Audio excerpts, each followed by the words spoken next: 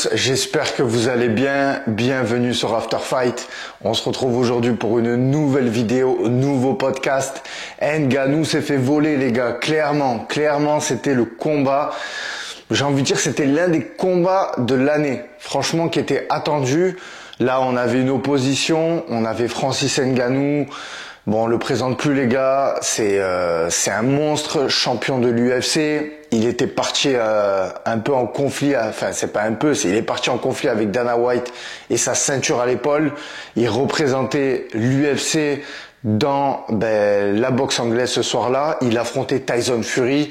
Pareil les gars, je vais pas le présenter. De toute façon, j'avais fait une analyse avec Jean-Charles de Box Attitude. S'il voit cette vidéo, je lui passe le bonjour. Et là, clairement, on a eu un combat donc sur 10 rounds. Moi, déjà, avant même de parler du combat en lui-même, j'ai trouvé cette soirée longue, mais tellement longue. Enfin, je sais pas si vous, c'est le cas. Donc, moi, ça m'a paru très long. Notamment l'avant-combat de Tyson Fury et Francis Ngannou, c'était très long. Il y avait beaucoup de chanteurs, le concert. Alors je sais, ça fait partie du show. C'est le spectacle avant tout dans la boxe anglaise. Mais moi, ça m'a paru très long. Donc voilà, donc le combat il commence. On a un Ngannou qui on sait est très dangereux dans les premiers rounds, que ce soit en MMA ou en boxe anglaise. Il a ce KO power. On a eu un Tyson Fury qui a fait du Tyson Fury. Il faisait son jab, voilà. Et je crois que c'est au deuxième round est arrivé donc ce knockdown mis par Francis Ngannou. Il a mis au sol Tyson Fury. C'est incroyable ce qui s'est passé. Franchement, c'est incroyable. Qui l'aurait cru? Un peu, ça m'a rappelé un peu le combat contre Deontay Wilder. Voilà les gars. Donc moi je suis content parce que dans une vidéo, celle que j'ai fait avec Jean-Charles, j'ai dit que Ngannou avait le potentiel pour connecter Tyson Fury. Il l'a fait. Je suis très content de ça. Maintenant, ça n'a pas été assez pour pouvoir le mettre KO complètement. On sait que Tyson Fury, il a un menton. Il est solide. La preuve, il s'est relevé. Il a été jusqu'à la fin du combat. Ça a été un combat assez disputé. Clairement. Alors moi, je suis pas un fan de la boxe anglaise. Clairement, je ne connais pas non plus les critères de notation aussi bien que celles en MMA. Donc il se peut que les gars qui connaissent la boxe anglaise, dans cette vidéo, vont me dire non, tu te trompes, tu dis n'importe quoi, il a perdu. Mais là, pour l'instant, je trouve que tous les médias, tous les gens qui ont regardé le combat, on le dit tous, il s'est fait voler, clairement. Et moi, je me pose une question, comment on peut en arriver là, en fait?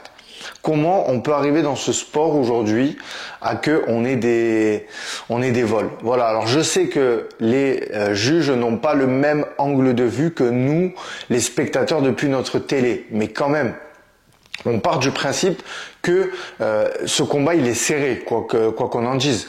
Il y a eu quand même une mise au sol faite par Ngannou, donc ça devrait pencher la balance du côté Ngannou. Enfin, je sais pas. Moi, ça me paraît logique. Voilà. Maintenant, Tyson Fury, j'ai entendu dire oui, c'est pas le Tyson Fury qu'on s'attendait. Alors attention, faut pas non plus discréditer la performance de Ngannou. Ce que Ngannou a fait là, les gars, c'est incroyable. Faut se rendre compte. Tyson, c'est un peu comme si Conor McGregor il avait fait ça à Floyd Mayweather. Vous voyez, donc moi je dis bravo, vraiment bravo Ngannou. J'ai fait un post sur Instagram là-dessus. Ngannou, les gars, ce qu'il a accompli dans sa vie, c'est incroyable. Ce mec mérite d'avoir un film à Hollywood, clairement. SDF, il va dans une salle de boxe anglaise, on lui dit va faire du MMA, l'ascension en MMA, il devient champion, il prend la ceinture de la meilleure organisation de MMA, ensuite il part parce qu'il trouve qu'il n'est pas payé à sa juste valeur, pardon. Il termine donc au PFL dans une organisation qui le laisse aller faire son combat en boxe anglaise parce qu'il a négocié ça dans son contrat. Aujourd'hui, il a pris je ne sais combien de millions. Il a réussi, les gars. Je ne sais même pas si avec la performance qu'il a fait, il va retourner en MMA parce que je pense qu'il va prendre confiance en lui, clairement, et dire en fait, il y a clairement quelque chose à faire en boxe anglaise. Moi, je le verrai affronter des Joshua, des Wilder. Il a fait ce que personne n'a fait à Tyson Fury, les gars, en je ne sais pas combien d'années de carrière. Et d'ailleurs, ces mots-là sont sortis de la bouche de Tyson Fury. Donc, rendez-vous compte. Non, c'est incroyable. Franchement, c'est incroyable, les mecs. moi, je suis très très content parce que cette victoire-là, elle est pour Francis, elle est pour le Cameroun, donc le continent africain, elle est un peu pour la France aussi. Francis Ngannou, il nous a représentés, mais elle est aussi pour le MMA, les gars. Parce que ça fait un moment, on entend quoi? On entend tous les combattants de MMA qui vont en boxe anglaise et qui se font clairement connecter et perdre le combat.